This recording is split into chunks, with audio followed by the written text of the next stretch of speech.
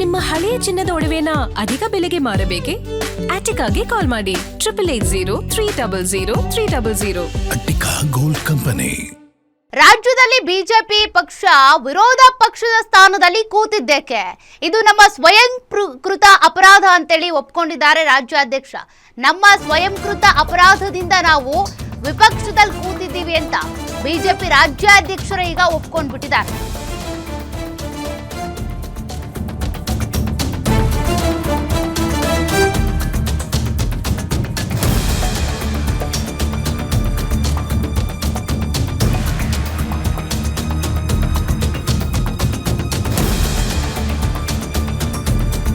ಪಕ್ಷದೊಳಗಿನ ಆಂತರಿಕ ಸಮಸ್ಯೆಯಿಂದಲೇ ವಿಪಕ್ಷ ಸ್ಥಾನದಲ್ಲಿ ಕೂತಿದ್ದೇವೆ.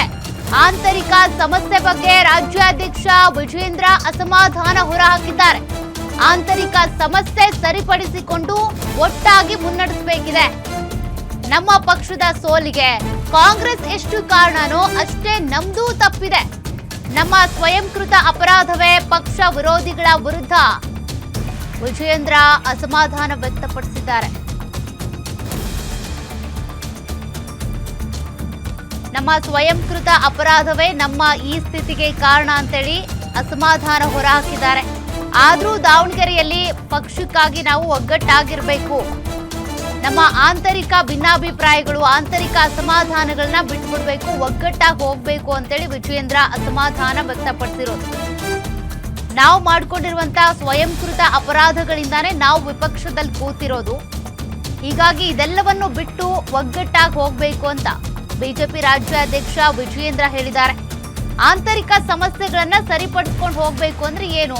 ಹಿರಿಯ ಶಾಸಕರನ್ನ ಇಲ್ಲಿವರೆಗೂ ಕೂಡ ತಮ್ಮ ವಿಶ್ವಾಸಕ್ಕೆ ತೆಗೆದುಕೊಳ್ಳೋದಕ್ಕೆ ಅಂತ ಸಾಕಷ್ಟು ಟ್ರೈ ಮಾಡಿದ್ರು ವಿಜೇಂದ್ರ.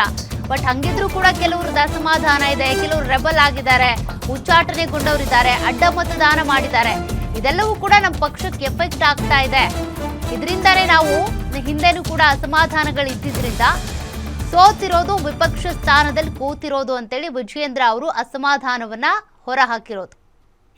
ಇವತ್ತು ಭಾರತೀಯ ಜನತಾ ಪಾರ್ಟಿ ರಾಜ್ಯದಲ್ಲಿ ನಾವು ವಿರೋಧ ಪಕ್ಷದ ಸ್ಥಾನದಲ್ಲಿ ನಾವು ಇದ್ದೇವೆ, ವಿರೋಧ ಪಕ್ಷದಲ್ಲಿ ಕುಳಿತುಕೊಂಡಿದ್ದೇವೆ. ಅದಕ್ಕೆ ನಾವು ಇವತ್ತು ವಿರೋಧ ಪಕ್ಷದಲ್ಲಿ ಕೂತಿದ್ದೇವೆ ಅಂತ ಹೇಳಿದ್ರೆ ಕಾಂಗ್ರೆಸ್ ಪಕ್ಷ ಎಷ್ಟು ಕಾರಣ, ನಾವೆಷ್ಟು ಕಾರಣ, ಅದು ವಿಶ್ಲೇಷಣೆ ಮಾಡೋದಕ್ಕೆ ಹೋಗೋದಿಲ್ಲ. ಅದೇ ಸ್ವಯಂಕೃತ ಅಪರಾಧದಿಂದ ನಾವು ವಿರೋಧ ಪಕ್ಷ ಸ್ಥಾನದಲ್ಲಿ ಕೂತಿದ್ದೇವೆ ಅಂತಕ್ಕಂಥದ್ದು ಅಲ್ಲಗಳಿದಕ್ಕೆ ಸಾಧ್ಯ ಇಲ್ಲ. ನಾವು ಕೂಡ ಮುಖಂಡರುಗಳು ಇವತ್ತು ಒಗ್ಗಟ್ಟಾಗಿ ಒಂದಾಗಿ ಮುಂದೆ ಸಾಗಬೇಕಾದಂತ ಒಂದು ಅನಿವಾರ್ಯತೆ ಇದೆ. ಕಾಂಗ್ರೆಸ್ನ 40% ಭ್ರಷ್ಟಾಚಾರದ ಆರೋಪ ನಮ್ಮ ಮೇಲೆ ಬಂದಾಗ ಅದನ್ನ ಸರಿಯಾಗಿ ನಾವು ಎದುರಿಸದೆ ಸಾಧ್ಯ ಆಗದೇನೆ ಇವತ್ತು ವಿರೋಧ ಪಕ್ಷದಲ್ಲಿ ಕೂತಿದ್ದೇವೆ. ನಮ್ಮ ಆಂತರಿಕ ಸಮಸ್ಯೆಯಿಂದ ನಾವು ವಿರೋಧ ಪಕ್ಷದಲ್ಲಿ ಕೂತಿದ್ದೇವೆ. ಇದ್ರ ಪರಿಣಾಮ ಏನು? ನಾವು ಎಷ್ಟು ಜನ ಇದನ್ನು ಗಂಭೀರವಾಗಿ ಯೋಚನೆ ಮಾಡಿದ್ದೇವಲ್ಲ ನನಗಂತೂ ಗೊತ್ತಿಲ್ಲ. ದಾವಣಗೆರೆ ಉಪಚುನಾವಣೆ ಬಂದಂತ ಸಂದರ್ಭದಲ್ಲಿ ಚುನಾವಣೆ ಘೋಷಣೆ ಆದಾಗೆ ಭಾರತೀಯ ಜನತಾ ಪಾರ್ಟಿ ಸೋತಾಗಿದೆ ಅಂತೇಳಿ ಆಡಳಿತ ಪಕ್ಷದವರು ಕೂಡ ತೀರ್ಮಾನಕ್ಕೆ ಬಂದಿದ್ರು, ನಮ್ಮ ಕಾರ್ಯಕರ್ತರು ಕೂಡ, ನಮ್ಮ ಮುಖಂಡರು ಕೂಡ ತೀರ್ಮಾನಕ್ಕೆ ಬಂದಿದ್ರು. ಆದ್ರೆ ನಾವೇನೇ ತೀರ್ಮಾನ ಮಾಡಿದ್ರು ಕೂಡ ಪಕ್ಷ ಯಾರನ್ನೇ ಅಭ್ಯರ್ಥಿ ಅಂತೇಳಿ ಘೋಷಣೆ ಮಾಡಿದ್ರು ಸಹ ನಮ್ಮ ಕಾರ್ಯಕರ್ತರು ಒಂದು ವಿಶ್ವಾಸ ಇಟ್ಟು, ಅಭ್ಯರ್ಥಿಯ ಬಗ್ಗೆ ವಿಶ್ವಾಸ ಇಟ್ಟು ಒಂದು ಪ್ರಬಲ ಹೋರಾಟವನ್ನು ನೀವು ಮಾಡಿದ್ರಲ್ಲ ನಿಮ್ಮೆಲ್ಲರ ನೇತೃತ್ವದಲ್ಲಿ, ಅದಕ್ಕಿಂತ ದೊಡ್ಡ ಚಪ್ಪಾಳೆನ ತಟ್ಟಬೇಕು ಅಂತ ಸಂದರ್ಭದಲ್ಲಿ ಹೇಳಕ್ಕೆ ಇಷ್ಟಪಡ್ತೇನೆ. ಇವತ್ತು ಭಾರತೀಯ ಜನತಾ ಪಾರ್ಟಿ ರಾಜ್ಯದಲ್ಲಿ ನಾವು ವಿರೋಧ ಪಕ್ಷದ ಸ್ಥಾನದಲ್ಲಿ ನಾವು ಇದ್ದೇವೆ, ವಿರೋಧ ಪಕ್ಷದಲ್ಲಿ ಕುಳಿತುಕೊಂಡಿದ್ದೇವೆ.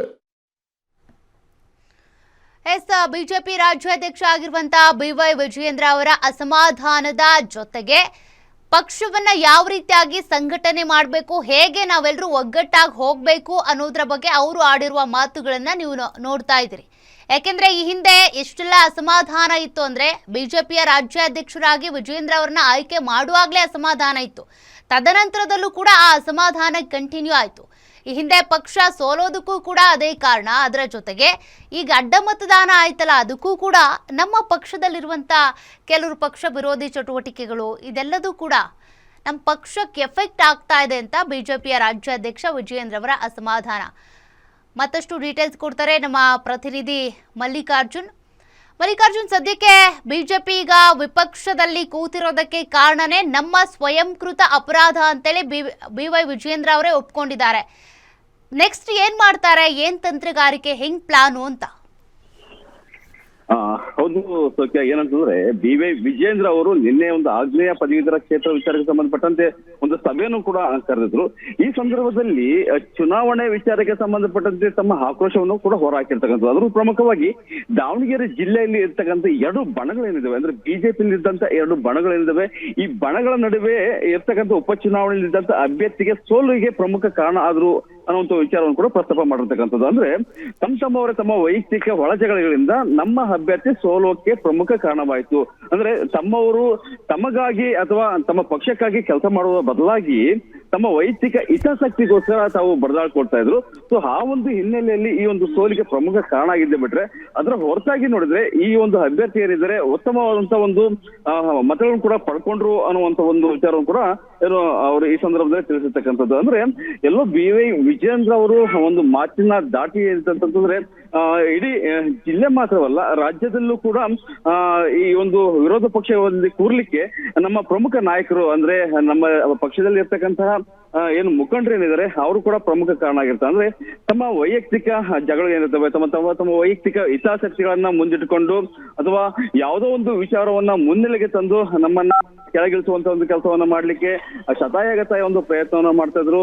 ಇದರ ಜೊತೆಗೆ ಏನು ಈ ಹಿಂದೆ ಇರ್ತಕ್ಕಂತಹ ಸಿದ್ದರಾಮಯ್ಯ ಮತ್ತೆ ಯಡಿಯೂರಪ್ಪ ನಡುವೆ ಒಂದು ಹೊಂದಾಣಿಕೆ ರಾಜಕಾರಣವನ್ನ ಮಾಡ್ಕೊಂಡ್ರು. ಮತ್ತೆ DK ಶಿವಕುಮಾರ್ ಮತ್ತೆ BY ವಿಜಯೇಂದ್ರ ಅವರು ಒಂದು ಹೊಂದಾಣಿಕೆ ರಾಜಕಾರಣ ಮಾಡ್ಕೊಂಡ್ರು ಅನ್ನೋ ಈ ತರದ ಒಂದು ಟಾಕುಗಳು ಬಂದದ್ದು. ಆದ್ರೆ ನಮ್ಮ ಪಕ್ಷದ ಸಿದ್ಧಾಂತ ಮತ್ತೆ ನಮ್ಮ ಪಕ್ಷದ ಆಂತರಿಕ ವಿಚಾರವನ್ನು ಸಂಬಂಧಪಟ್ಟಂತ ಬರೋದಾದ್ರೆ ಪಕ್ಷಕ್ಕಿಂತ ನಮ್ಗೆ ಏನು ಅಂದ್ರೆ ವ್ಯಕ್ತಿಗಿಂತ ಪಕ್ಷ ನಮಗೆ ತುಂಬಾ ಇಂಪಾರ್ಟೆಂಟ್ ಆಗುತ್ತೆ. ಆದ್ರೆ ಈ ತರ ಒಂದು ಒಳ ಒಪ್ಪಂದಗಳನ್ನು ಮಾಡ್ಕೊಂಡು ಯಾವುದೇ ಕಾರಣಕ್ಕೂ ಕೂಡ ನಾವು ಒಂದು ರಾಜಕಾರಣವನ್ನ ಮಾಡಲ್ಲ. ಆದ್ರೆ ಈ ತರದ ಒಂದು ಹೇಳಿಕೆ ನೀಡುವುದರ ಮುಖಾಂತರವಾಗಿ ತಮ್ಮ ಏನು ಮರ್ಯಾದೆಯನ್ನು ಕೂಡ ಕಳ್ಕೊಳ್ಳೋದು ಬಿಡಬೇಕು ಅನ್ನುವಂತ ಒಂದು ವಿಚಾರವನ್ನು ಕೂಡ ಈ ಸಂದರ್ಭದಲ್ಲಿ ಪ್ರಸ್ತಾಪ ಮಾಡಿರ್ತಕ್ಕಂಥದ್ದು. ಸದ್ಯದ ಮಟ್ಟಿಗೆ ಆಗ್ನೇಯ ಪದವೀಧರ ಕ್ಷೇತ್ರದಲ್ಲಿ ಎಷ್ಟೆಲ್ಲ ಮಾತುಗಳು ಬಂದಿದ್ರು ಕೂಡ ಸ್ಥಳೀಯ ನಾಯಕರು ಕೂಡ ಇಲ್ಲಿ ಒಮ್ಮತವನ್ನು ತೋರ್ತಾ ಇರೋದು ಕೂಡ ಒಂದು ಸಂದರ್ಭ ಕೂಡ ನಿರ್ಮಾಣ ಆಗಿರ್ತಕ್ಕಂಥದ್ದು. ಯಾಕಂತಂದ್ರೆ ಇಲ್ಲಿ ಎರಡು ಬಣಗಳು ಕೂಡ ಒಂದಾಗಿ ಪಕ್ಷದ ಅಭ್ಯರ್ಥಿಯನ್ನು ಗೆಲ್ಲಿಸಬೇಕಾಗಿತ್ತು. ಆದ್ರೆ ಈ ಹಿಂದೆ ಆದಂತ ಚುನಾವಣೆಯಲ್ಲಿ ಸೋಲಾದ ನಂತರದಲ್ಲಿ ಈ ಆಗ್ನೇಯ ಪದವೀಧರ ಕ್ಷೇತ್ರದಲ್ಲಿ ಏನು ಒಂದು ಸಭೆಗೆ ಬರ್ಬೇಕಾಯ್ತು. ಆದ್ರೆ ಕೆಲವೊಂದು ಬಣದ ಅಂದ್ರೆ ರೇಣುಕಾಸ್ವಾಮಿ ಬಣ ಏನಿತ್ತು ಆ ಬಣದ ಕೆಲವೊಂದು ಮುಖಂಡರು ಬಂದ್ರೆ ಏನು GM ಸಿದ್ದೇಶ್ವರ ಬಣದಲ್ಲಿರ್ತಕ್ಕಂಥ ಕೆಲವು ಮುಖಂಡರು ಅಂದ್ರೆ ಶಾಸಕ BP ಹರೀಶ್ ಆಗಿರ್ಬೋದು, ಇವ್ರು ಯಾರು ಕೂಡ ಬರದೇ ಇರತಕ್ಕಂಥ ಕೂಡ ಒಂದು ಅಸಮಾಧಾನಕ್ಕೆ ಪ್ರಮುಖ ಕಾರಣ ಆಗಿತ್ತು ಅಂತ ಹೇಳಬಹುದು. ಒಟ್ಟಾರೆಯಾಗಿ ಇಲ್ಲಿ ಜಿಲ್ಲೆಯಲ್ಲಿ ಆದಂತಹ ಹಲವು ಬದಲಾವಣೆಯನ್ನ ಮುನ್ನೆಲೆಗೆ ತಂದು BY ವಿಜಯೇಂದ್ರ ಅವರು ಮಾತನಾಡಿದ್ದು ನಿಜಕ್ಕೂ ಕೂಡ ಇನ್ನೂ ಬಿಜೆಪಿಯಲ್ಲಿ ಒಮ್ಮತಗಳು ಇಲ್ಲದೆ ಇರ್ತಕ್ಕಂಥದ್ದು, ಒಡಕು ಇದೆ ಅನ್ನುವಂಥದ್ದು ಕೂಡ ಎದ್ದು ಕಾಣ್ತಾ ಇರ್ತದೆ ಹೇಳ್ಬೋದು ಸೌಖ್ಯ. ಓಕೆ, ಥ್ಯಾಂಕ್ ಯು ಮಲ್ಲಿಕಾರ್ಜುನ್ ಮಾಹಿತಿಗೆ.